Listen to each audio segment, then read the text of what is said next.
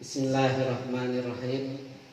Assalamualaikum warahmatullahi wabarakatuh. Waalaikumsalam warahmatullahi wabarakatuh. Innal hamdalillah nahmaduhu wa nasta'inuhu wa nastaghfiruh wa na'udzu billahi min syururi anfusina wa min sayyiati a'malina.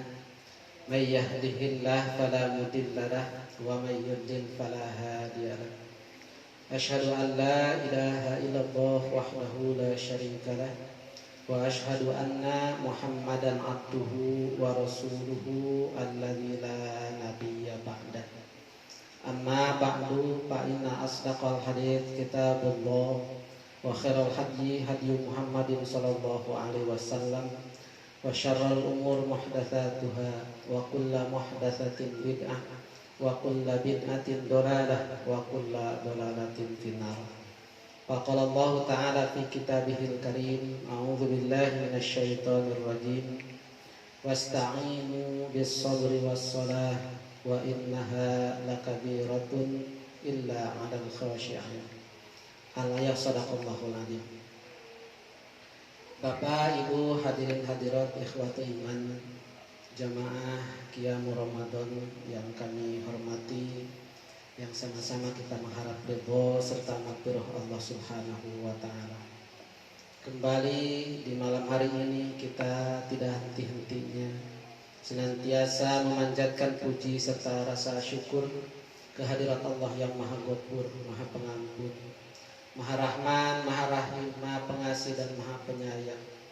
Biidznillah, dengan izin Allah, dengan kudrah dan iradah Allah Subhanahu wa taala, sampai malam ini kita masih diberikan kekuatan, masih diberikan kesempatan, masih diberikan kesehatan, masih diberikan keistiqomahan oleh Allah Subhanahu wa taala, sehingga kita mampu melaksanakan salah satu tugas dan kewajiban kita sebagai seorang hamba Allah.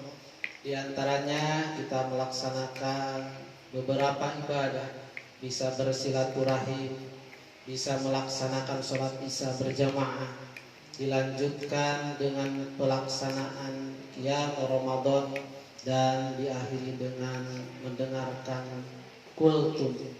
Mudah-mudahan rangkaian ibadah yang kita laksanakan menjadi amal soleh di hadapan Allah Subhanahu wa taala, sehingga amal tersebut insya Allah akan memberatkan timbangan amal kebaikan kita nanti di yaumil jaza wal hisab. Salawat serta salam selamanya semoga tercurah kepada uswah hasanah kita, suri tauladan kita, idola kita sebagai umat Islam, Nabi Muhammad SAW, kepada keluarga, sahabat, tabi'in, dan semoga sampai kepada kita yang senantiasa mengikuti sunnah-sunnah Rasulullah SAW. Bapak, Ibu, hadirin hadirat ikhwatu iman, jamaah Qiyamul Ramadan yang kami hormati, alhamdulillah kita sampai saat ini diberikan nikmat. Salah satu nikmat yang utama pada kesempatan kali ini yaitu sehat. Yang mana sehat ini zaman sekarang sangat-sangat berharga, sehingga banyak saudara-saudara kita yang dinyatakan sakit, baik itu sakitnya sakit biasa ataupun mungkin dinyatakan sakitnya karena positif, ya. Mereka diisolasi di rumahnya, mereka diisolasi di tempat-tempat umum, bahkan ada yang dirawat di rumahnya, mungkin ada yang dirawat di rumah sakit. Mudah-mudahan mereka semua diberikan kesabaran dan diberikan ketawakalan oleh Allah Subhanahu wa taala, dan penyakitnya menjadi kifarat atas dosa dan kelalaiannya. Dan bagi kita yang diberikan sehat, dan mudah-mudahan terus diberikan sehat oleh Allah Subhanahu wa taala, kita membuktikan menjadi hamba Allah yang bersyukur terhadap nikmat Allah yaitu sehat. Kita tingkatkan amal ibadah kita tingkatkan pengabdian kita tingkatkan takwa kita kepada Allah Subhanahu wa taala, karena itu adalah salah satu bentuk syukuran kita terhadap nikmat sehat kita kepada Allah Subhanahu wa taala. Sehingga kalau kita rajin, kalau kita pintar untuk bersyukur terhadap nikmat Allah, Allah ingatkan di dalam Al-Quran, la in syakartum la azidannakum wala in kafartum inna adzabi lasyadid. Kalaupun bersyukur terhadap nikmat Allah, la azidannakum, pasti kami akan menambah nikmat tersebut. Tetapi sebaliknya, wala in kafartum, barang siapa yang menolak, barang siapa yang kufur terhadap nikmat Allah, tunggu saja siksa Allah sangat pedih. Hadirin hadirat ikhwatu iman, jamaah sidang salat qiyam Ramadan rahimakumullah. Kalau kita perhatikan dewasa ini, kita masih dihadapkan dengan berbagai macam godaan, masih dihadapkan dengan berbagai macam tantangan yang datang silih berganti. Belum selesai yang satu sudah datang yang lain, belum selesai A datang lagi B.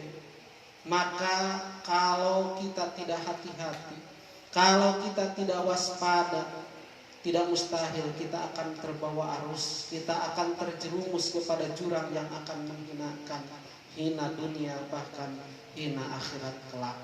Allah Subhanahu wa taala sebagai Khaliq, pencipta, dan kita sebagai makhluk yang diciptakan oleh Allah Subhanahu wa taala senantiasa mengingatkan supaya kita terus berpegang teguh kepada kendali-kendali Allah Subhanahu wa taala di dalam hidup ini.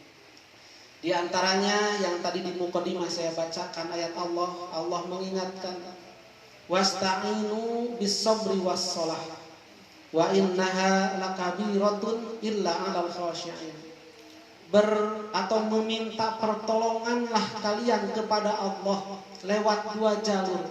Jalur yang pertama bis-sabri, dengan jalan sabar, dan jalur yang kedua bis-shalah, dengan jalan salat. Hadirin hadirat ikhwatu iman, di ayat ini yang singkat dan mulia ini kita bisa mengambil pelajaran. Allah memerintahkan kepada kita supaya kita meminta pertolongan hanya kepada Allah, bukan kepada yang lain. Sesuai dengan janji kita di dalam surat Al-Fatihah kan, iyyaka na'budu wa iyyaka nasta'in. Kita beribadah kepada Allah dan kita meminta pertolongan kepada Allah. Nah, di ayat ini Allah menjelaskan kita harus meminta pertolongan kepada Allah lewat dua hal. Yang pertama bis-sabri, dengan jalan sabar. Apa itu sabar? Sabar bukan menyerah kalah sebelum kita berusaha. Berusaha sekuat dan sekemampuan kita terlebih dahulu, baru hasilnya kita serahkan kepada Allah Subhanahu wa taala. Kalau kita lagi duduk, tiba-tiba ada yang menampar pipi kiri kita, karena kita sabar kasih saja pipi kanan. Bukan sabar, itu namanya pehul, pewat hulu, elehan, tidak berani. Kalau sabar, tiba-tiba ada yang mukul, ya kita harus bergerak cepat, menangkislah, menghindarlah, gitu, lawanlah, gitu. Kita tidak tahu apa-apa, tiba-tiba ada yang menampar, kita diam saja, bukan sabar. Jadi harus berusaha terlebih dahulu, ya, sabar itu. Baru setelah itu kita serahkan kepada Allah Subhanahu wa taala. Banyak kita harus bersabar, hadirin ikhwatu iman. Sabar di dalam rangka anil musibah, menghadapi musibah, ya. Apalagi zaman sekarang musibah terus datang, berganti terus, luar biasa, hadirin ikhwatu iman. Ya. Nabiullah sudah memberikan contoh bagaimana ketika diberikan musibah oleh Allah Subhanahu wa taala sabarnya.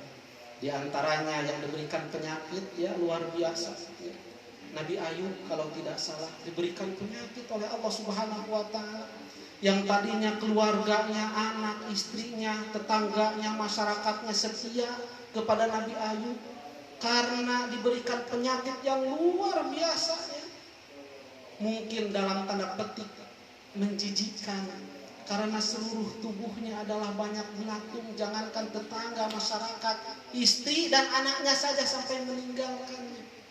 Tetapi luar biasa, ya, kesabaran Nabiullah, sehingga diangkat oleh Allah Subhanahu wa taala, dihilangkan penyakitnya karena Allah Subhanahu wa taala Maha Penyembuh. Ataupun kita harus sabar di dalam menghadapi anil maksiat, menghadapi kemaksiatan juga harus sabar. Apalagi kalau kita berbicara masalah maksiat zaman sekarang, hadirin ikhwatul iman. Jangankan kita datang ke tempat-tempat keramaian, ke tempat-tempat hiburan, yang mana kemaksiatan terbuka sangat lebar-lebar. Kadang-kadang di rumah kita sendiri, di kamar kita sendiri, buka HP, kemaksiatan datang menghampiri zaman sekarang itu. Kalau kita tidak tahan, ya niscaya kita akan mengikuti kemaksiatan tersebut. Menghampiri kemaksiatan itu sekarang. Maka tentunya kalau kita sabar di dalam rangka menghadapi kemaksiatan, insya Allah kita dibuktikan menjadi orang yang senantiasa meminta pertolongan bisobri dengan jalan sabar. Ataupun kita sabar di dalam rangka anid dunia, menghadapi dunia, yang mana banyak orang berlomba mengumpulkan harta kekayaan, mengejar pangkat kedudukan dan jabatan, ya, demi meraih keuntungan dunia semata. Setelah mereka memiliki, kadang-kadang lupa diri dan lupa daratan. Bagaimana Nabi Muhammad Sallallahu Alaihi Wasallam sudah menyontohkan kepada kita, sudah memberikan suri tauladan kepada kita sekalian sebagai umatnya. Kalaupun Rasulullah untuk mengumpulkan dunia pasti dapat. Kalaupun Rasulullah mengejar harta, tahta, pangkat dan jabatan, niscaya Rasulullah Sallallahu Alaihi Wasallam akan memiliki. Tetapi karena dakwah, karena mengajarkan agama Allah Subhanahu Wa Taala di tengah-tengah masyarakat, itu sabarnya Rasulullah Sallallahu Alaihi Wasallam anid dunia di dalam rangka menghadapi dunia ini. Jadi yang pertama yang harus kita camkan dan kita berusaha untuk melaksanakannya dalam kehidupan sehari-hari, meminta pertolonganlah kita semua kepada Allah bisobri dengan jalan sabar. Yang kedua, Bapak Ibu rahimakumullah, yang harus kita laksanakan itu selain sabar, yaitu bisolah dengan jalan sholat. Sholat merupakan tiangnya agama. As-sholatu imaduddin. Sholat itu tiangnya agama. Barang siapa yang melaksanakan sholat, berarti dia sudah mendirikan agamanya sendiri. Sebaliknya barang siapa orang yang meninggalkan sholat, berarti dia sudah menghancurkan agamanya itu sendiri. Sholat merupakan perbedaan antara orang yang beriman dan orang yang kafir. Sholat juga merupakan amal yang paling pertama yang akan dihisab, dipertanggungjawabkan di hadapan Allah Subhanahu wa Ta'ala. Baik sholatnya, insya Allah amal-amal yang lain akan mengikuti baik. Hadirin Bapak Ibu jamaah rahimakumullah,